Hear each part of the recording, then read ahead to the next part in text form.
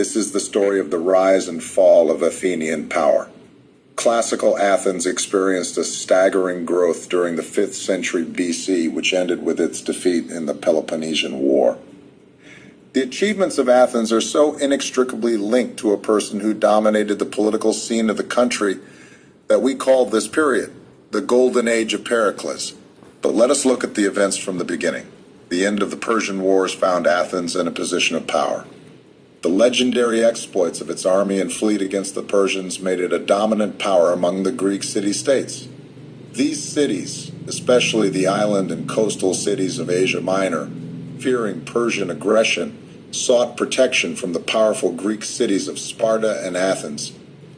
After Sparta's reluctance, Athens created an alliance to which hundreds of Greek cities joined, and in which it assumed leadership. Through a system of contributions, the alliance quickly acquired wealth and military power. Gradually, however, Athens went from being the first among equals to acquiring hegemonic and oppressive characteristics towards its allies. Athens is dominated by Pericles, a politician of the Democratic Party, universally accepted and with exceptional abilities. Pericles helped Athens reach the peak of its political and cultural development and made it the ideal place for philosophy, arts, and culture to flourish. Pericles also strengthened and promulgated reforms for democratic government, the world's first direct democracy. By establishing monetary compensation for those involved in public affairs, he encouraged participation in them. Through various actions, he strengthened the economic and commercial power of Athens, and by transferring the allied treasury from Delos to Athens, he decorated the city with impressive buildings such as the Parthenon. Thus it was in Athens that the three great philosophers of antiquity, Socrates, Plato, and Aristotle, appeared. The three most important tragic poets, Aeschylus, Sophocles, and Euripides. It is a place where knowledge and the sciences are cultivated. Pericles introduced theatrical sponsorship, where citizens could attend theatrical performances for free. This enhanced the cultural life of the city and provided opportunities for civic education through dramatic plays. Sparta, a traditional rival of Athens, was increasingly suspicious of Athens' acquisition of such power. Soon, almost the entire Greek world was divided into two coalitions, the Athenian alliance and the Peloponnesian alliance. After a few occasions, a cruel, civil, absolutely destructive war broke out that lasted almost 30 years. The Peloponnesian War is divided into three phases. From 431 to 421, we have the Archidamian War, named after the king of Sparta. In the second year of the war, and for about 3 years, an epidemic of plague broke out in Athens, besieged by the Spartans, which decimated the population of the city. Pericles was among the victims. After this 10-year war, there followed a brief and fragile peace that ended with the second phase of the war. The Sicilian expedition, a disastrous attempt for Athens to move the war to Sicily. The war in its final phase was moved to the Ionian coast and ended with a resounding failure of the Athenian fleet in the Aigos rivers. The results of the war were disastrous for all concerned. Thousands of lives were lost and there was general economic destruction. Athens temporarily lost its independence and the tyrannical regime of 30 tyrants was imposed. Sparta, though victorious, was so weakened that shortly afterwards it was itself defeated by a new rising power, the Thebans. Let's see an excerpt from a video about the Peloponnesian War.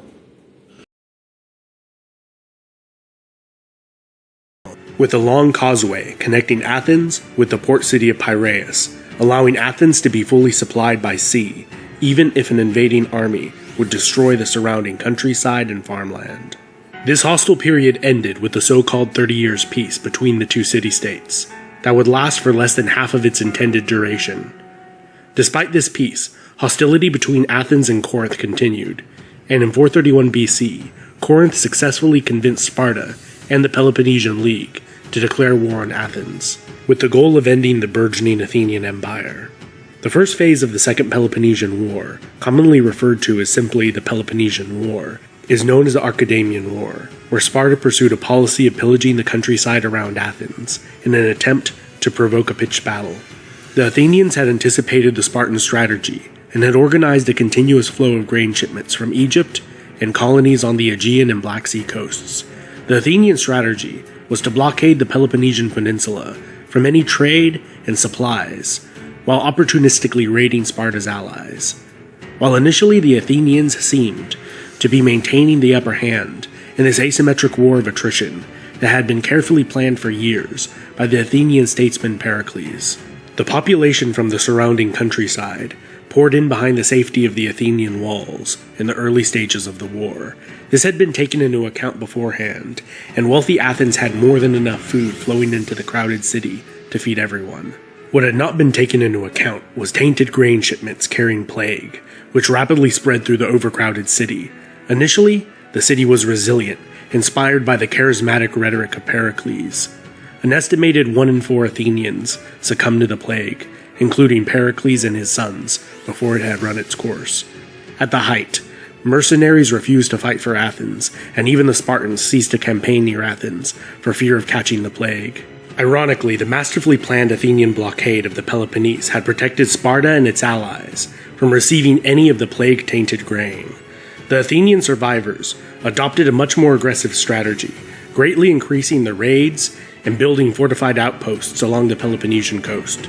The Helots, Spartan slaves that outnumbered them 10 to 1, were encouraged to run away to these outposts, which put pressure on Sparta to defend the home front.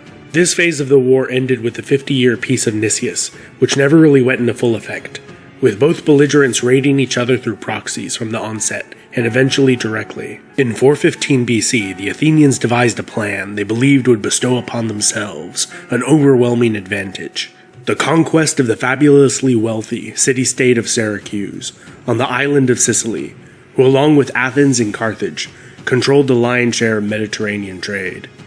Led by the young charismatic Athenian statesman Alcibiades, the expedition ended in disaster, with Athens losing over 10,000 hoplites and 2/3 of her navy.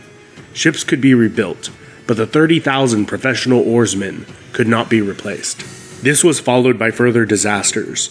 Sparta freed 20,000 Athenian slaves in the city's silver mines. Athens then raised the tribute from her vassals, which caused widespread revolt in Ionia, for which this final stage of the war is named. The Athenian general Alcibiades, fearing retribution for his failure, switched sides and fought for Sparta, who began to receive vast sums of money from the Persian Empire, who viewed the Athenian Empire as a greater threat.